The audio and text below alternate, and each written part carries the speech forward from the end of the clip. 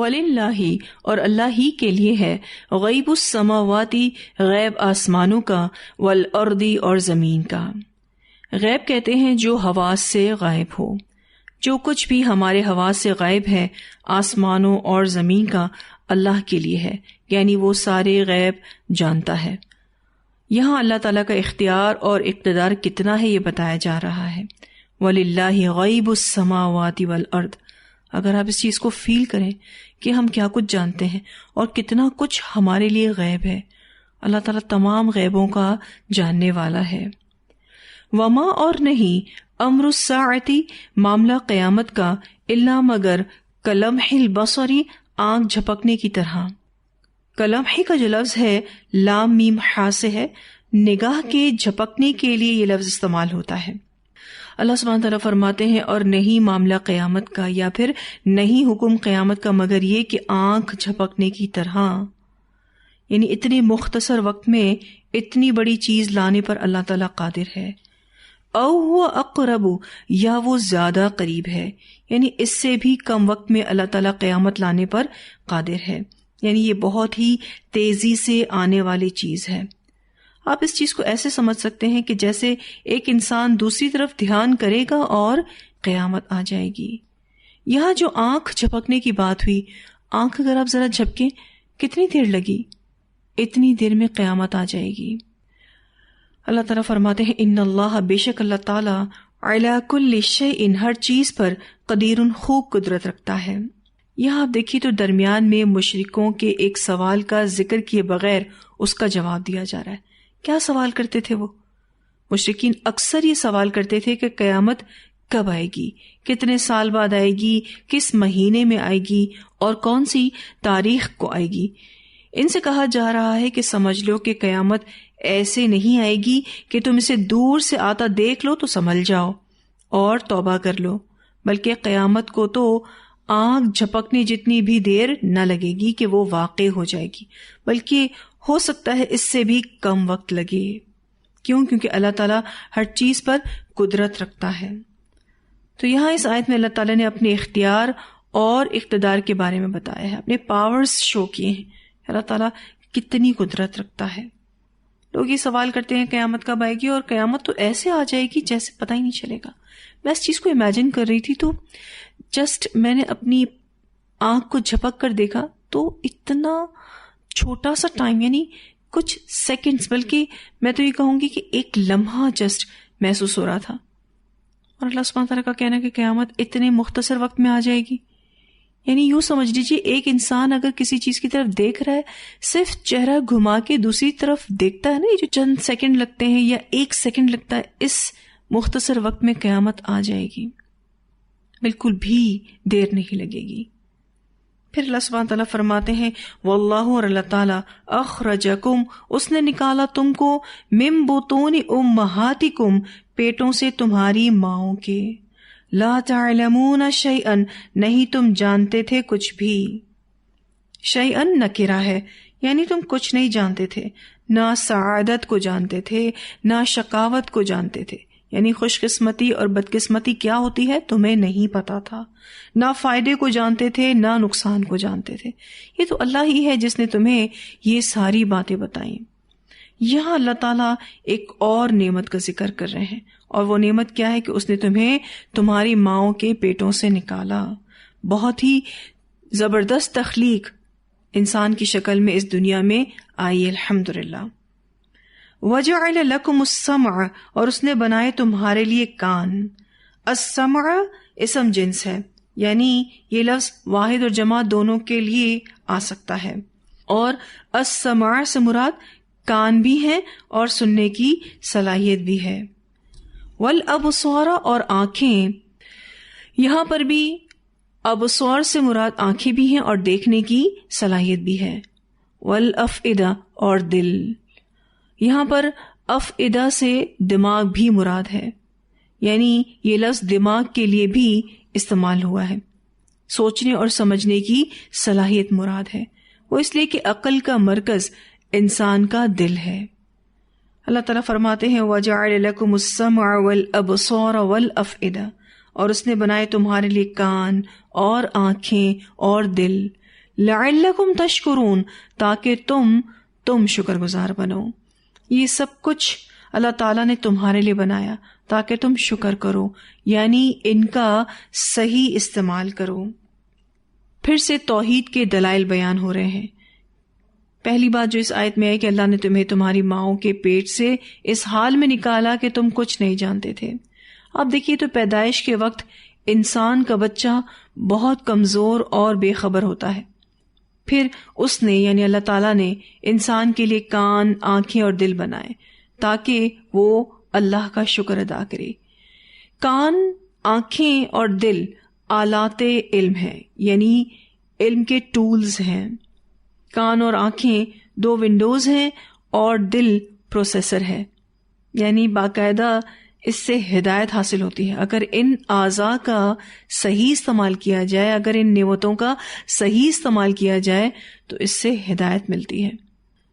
جوانی میں ان نعمتوں کی قدر نہیں ہوتی. انسان اپنی آنکھوں کا غلط استعمال کرتا ہے، اپنے کانوں کا غلط استعمال کرتا ہے، اسی طرح سے اپنے دل کا غلط استعمال کرتا ہے، کیونکہ اسے ان نعمتوں کی قدر نہیں ہوتی. ایک روایت آتی ہے بخاری کی جس میں نبی اکرم صلی اللہ علیہ وسلم نے فرمایا 2 نعمتیں ایسی ہیں جن سے اکثر لوگ غفلت میں رہتے ہیں، ایک صحت اور دوسری فراغت. یہاں اس حدیث کو بیان کرنے کا مقصد یہ ہے کہ انسان بڑا ہی ناقدرہ ہے، ناشکرہ ہے.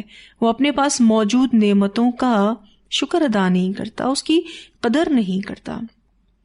انسان کو اللہ نے جو نعمتیں دی ہیں اس سے اس نے وہ کام لیا ہی نہیں جو لینا چاہیے تھا. یعنی ان اعضاء کے ذریعے، ان نعمتوں کے ذریعے اسے ہدایت کی طرف آنا چاہیے تھا، لیکن انسان نے اسے یہ کام لیا ہی نہیں. اپنی دنیا کو پانے کے لیے ان نعمتوں کو بس یوز کیا، جیسے جانور بھی کرتے ہیں. انسان کو اللہ نے یہ قوتیں اور حواس اس لیے عطا کی تاکہ اس کو اللہ کی عبادت کرنے کی قوت حاصل ہو جائے، لیکن اس نے ان نعمتوں کا صحیح معنوں میں استعمال نہیں کیا. سورہ ملک کی آیت نمبر 23 اور 24 میں اللہ سبحانہ تعالیٰ فرماتے ہیں قُلْ هُوَ الَّذِي أَنشَأَكُمْ وَجَعَلَ لَكُمُ السَّمْعَ وَالْأَبْصَارَ وَالْأَفْئِدَةَ قَلِيلًا مَا تَشْكُرُونَ قُلْ هُوَ الَّذِي ذَرَأَكُمْ فِي الْأَرْضِ وَإِلَيْهِ تُحْشَرُونَ کہہ دیجئے وہی ہے جس نے تمہیں پیدا کیا اور تمہارے لیے کان اور آنکھیں اور دل بنائے، تم کم ہی شکر ادا کرتے ہو. یہاں یہ کہا گیا لعلکم تشکرون اور یہاں یہ کہا گیا قلیلا ما تشکرون. کہہ دیجئے وہی ہے جس نے تمہیں زمین میں پھیلایا اور تم اسی کی طرف اکٹھے کیے جاؤ گے. تو انسان ان نعمتوں کا صحیح استعمال نہیں کرتا. ایک روایت آتی ہے نبی اکرم صلی اللہ علیہ وسلم نے فرمایا اللہ تعالیٰ فرماتا ہے کہ جو میرے کسی دوست اور ولی سے دشمنی رکھتا ہے میں اس سے لڑائی کا اعلان کرتا ہوں. میرا بندہ جن چیزوں کے ذریعے سے میرا قرب حاصل کرتا ہے ان میں سے مجھے سب سے زیادہ محبوب وہ چیز ہے جو میں نے اس پر فرض کی ہے، یعنی فرض عبادات کی بات ہو رہی ہے. اور میرا بندہ نفل عبادات کے ذریعے سے میرا قرب حاصل کرتا رہتا ہے حتیٰ کہ میں اس سے محبت کرنے لگ جاتا ہوں. یعنی پھر انسان فرائض سے اوپر اٹھ کر زندگی جیتا ہے، نوافل کی کثرت کرتا ہے تو اللہ تعالیٰ اس سے محبت کرنے لگ جاتے ہیں. پھر فرمایا اور جب میں اس سے محبت کرنے لگتا ہوں تو میں اس کا کان بن جاتا ہوں جس سے وہ سنتا ہے، اور اس کی آنکھ بن جاتا ہوں جس سے وہ دیکھتا ہے، اور اس کا ہاتھ بن جاتا ہوں جس سے وہ پکڑتا ہے، اور اس کا پاؤں بن جاتا ہوں جس سے وہ چلتا ہے. وہ اگر مجھ سے کچھ مانگے تو میں ضرور دیتا ہوں، اگر پناہ چاہے تو میں اسے ضرور پناہ دیتا ہوں، اور مجھے کسی کام کے کرنے میں اتنا تردد نہیں ہوتا جتنا مومن کی روح کے قبض کرنے میں. وہ موت کو ناپسند کرتا ہے اور مجھے بھی اسے تکلیف دینا برا لگتا ہے. اسے بخاری نے روایت کیا ہے. آخر میں جو یہ بات ہو رہی ہے اس میں اللہ سبحانہ تعالیٰ نے دراصل مومن کی تکلیف کو فیل کیا ہے. تو اللہ تعالیٰ کہتے ہیں کہ مومن موت کو ناپسند کرتا ہے اور مجھے بھی اسے تکلیف دینا برا لگتا ہے. موت تو تکلیف کے ساتھ ہی ہے نا، سختیوں کے ساتھ ہی ہے. خیر، اس حدیث کے معنی یہ ہے کہ بندہ جب اخلاص کے ساتھ اللہ تعالیٰ کی اطاعت کو بجا لاتا ہے تو اس کے سارے کام اللہ تعالیٰ کے لیے ہو جاتے ہیں. وہ اللہ ہی کے لیے دیکھتا ہے، یعنی اس چیز کی طرف دیکھتا ہے جس کو دیکھنے کی اجازت اللہ تعالیٰ نے دی ہے. وہ جائز چیزوں کی طرف دیکھتا ہے اور وہ جائز چیزیں ہی سنتا ہے اور وہ اللہ کی اطاعت کے لیے ہی پکڑتا ہے اور اسی کے لیے چلتا ہے اور ان تمام کاموں کو کرنے کے لیے اللہ تعالیٰ سے ہی مدد مانگتا ہے۔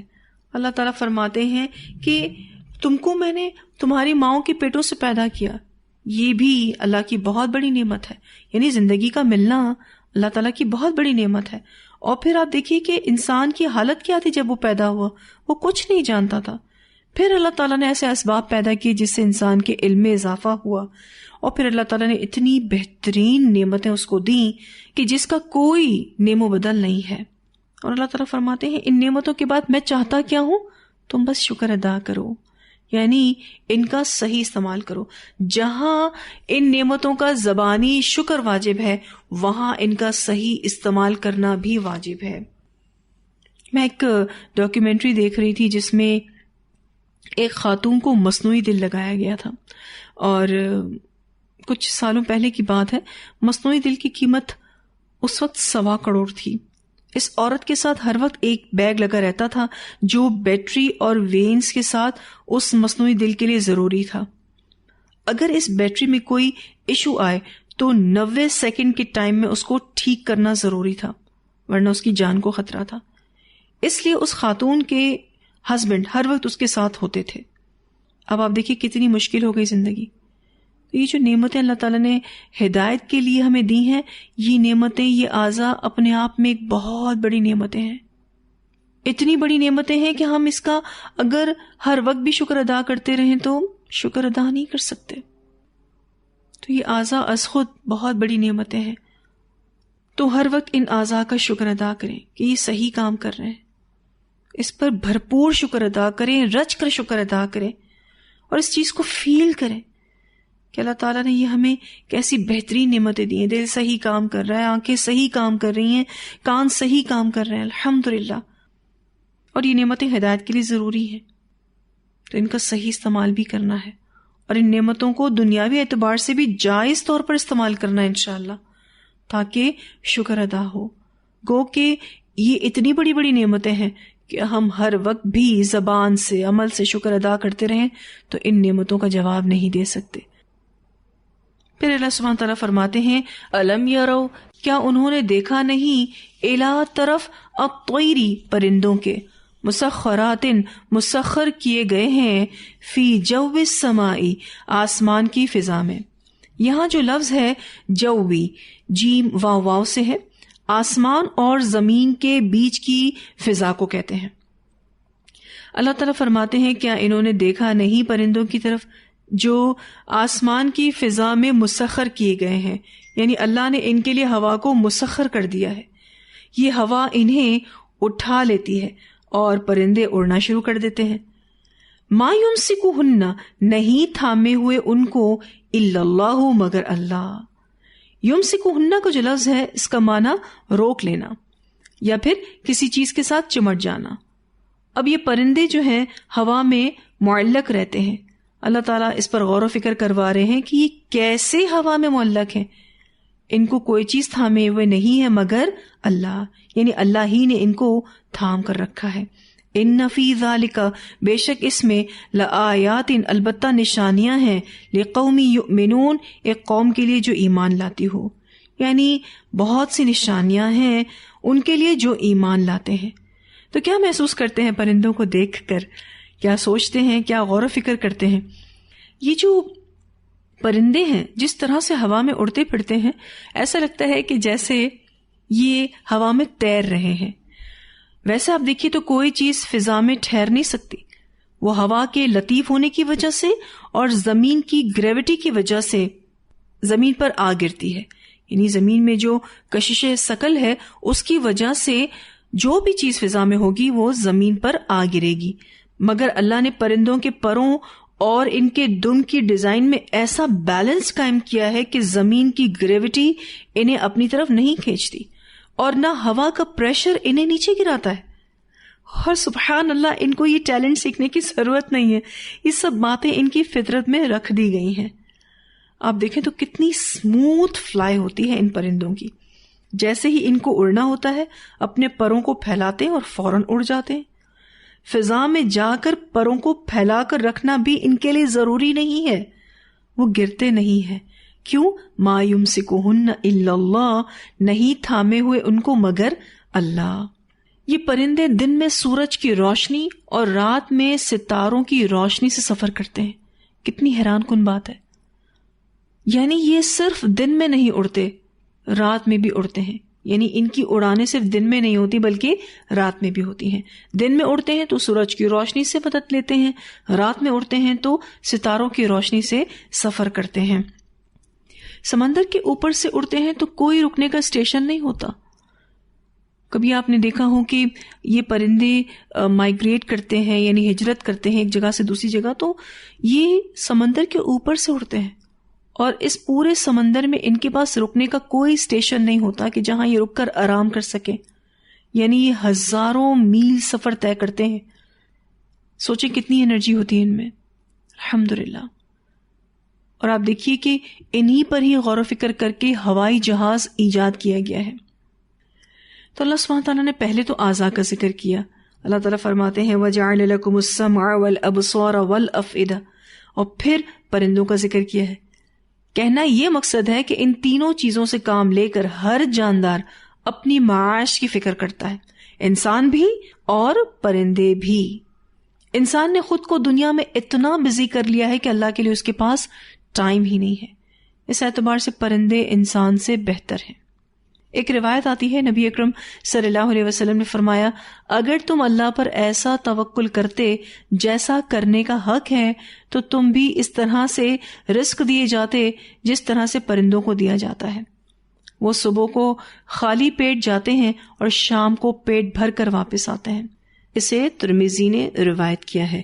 آپ دیکھیں تو یہ جب صبح جا رہے ہوتے ہیں اپنے گھونسلوں سے نکل کر تو خالی پیٹ ہوتا ہے، پھر دن بھر محنت کرتے ہیں، اپنا کھانا کھاتے ہیں، ایون جب شام کو اپنے گھروں کو واپس آتے ہیں، اپنے گھونسلوں میں واپس آتے ہیں تو وہاں انتظار کیے ہوئے بچوں کے لیے بھی کھانا لاتے ہیں. لیکن کل کے لیے کوئی کھانا ان کے پاس نہیں ہوتا، کچھ بھی اسٹور نہیں کرتے. تو کل کی فکر یہ پرندے نہیں کرتے، اللہ پر بھروسہ کرتے ہیں. کیا بہترین مخلوق ہے اللہ کی، سبحان اللہ. اللہ تعالیٰ نے دنیا کو خوبصورتی بھی ان پرندوں کے ساتھ عطا کی ہے. میں یہ سوچ رہی تھی کہ اللہ تعالیٰ نظر تو نہیں آتے لیکن اپنی نشانیوں اور قدرت سے اپنا آپ محسوس کرواتے ہیں. الحمدللہ. تو آپ دیکھیے کہ یہ پرندے اللہ تعالیٰ کی عظیم قدرت پر ایک دلیل ہے. کتنی بہترین تخلیق ہے جو ہوا میں بغیر کسی سہارے کے اطمینان سے ہر طرف اڑتے رہتے ہیں. اور پھر یہ کہ یہ اللہ کی ذات ہے کہ جس نے ان کے اندر یہ پاور رکھی ہے جو انہیں فضا میں روکے رکھتی ہے.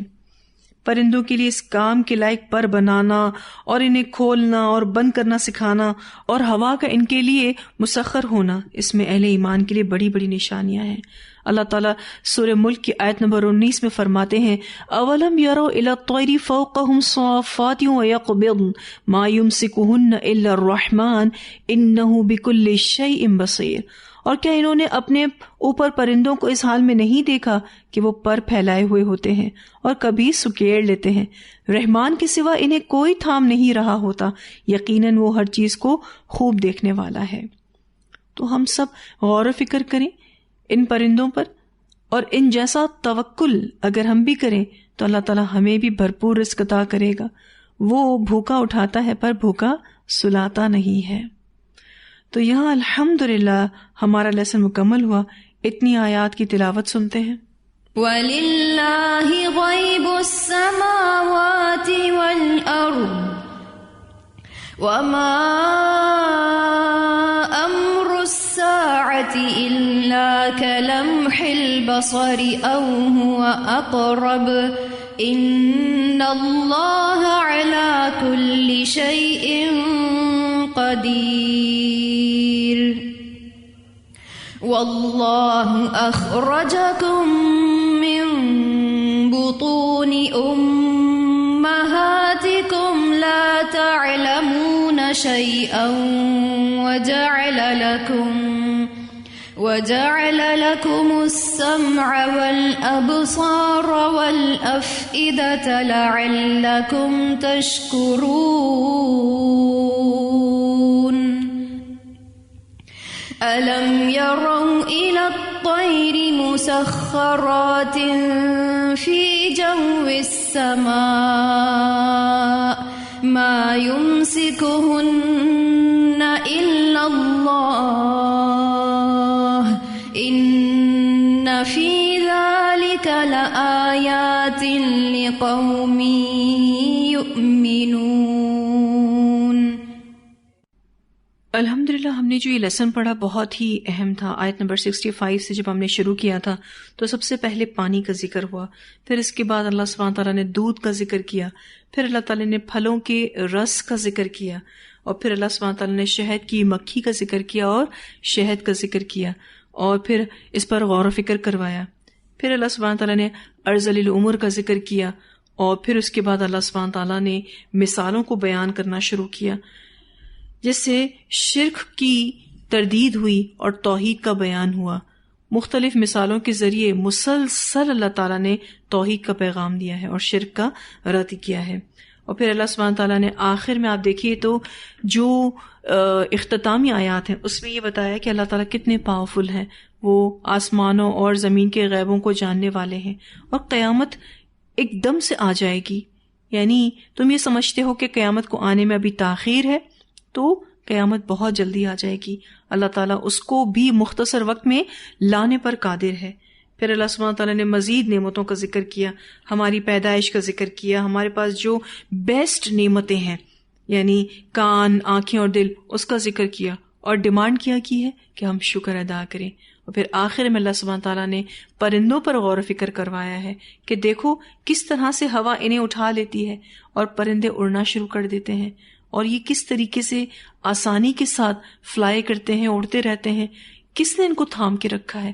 غور کرو، ایک پیپر بھی اگر ہم ہوا میں اڑاتے ہیں تو وہ بھی زمین کو جا لگتا ہے، لیکن یہ پرندے الحمدللہ اڑتے رہتے ہیں، اور اتنی کوئی بہت مضبوط مخلوق بھی نہیں ہے، لیکن ویسے آپ دیکھیں تو بڑی پاورفل بھی ہے۔ اللہ سبحانہ تعالیٰ ان کو تھامے ہوئے ہے، سبحان اللہ۔ اللہ سبحانہ تعالیٰ نے ان پر بھی غور و فکر کروایا ہے، اور اگر ہم غور و فکر کریں گے تو انشاءاللہ ضرور اپنے رب کی معرفت کو حاصل کریں گے۔ اور جب صحیح معنوں میں اپنے رب کی معرفت حاصل ہوتی ہے، جب سچی معرفت حاصل ہوتی ہے، تو انسان کا ایمان بوسٹ ہوتا ہے، اس کا ایمان بڑھتا ہے، اور وہ عمل صالح میں آگے بڑھتا ہے۔ اللہ تعالی ہم سب کو بہترین عمل کرنے کی توفیق عطا فرمائے۔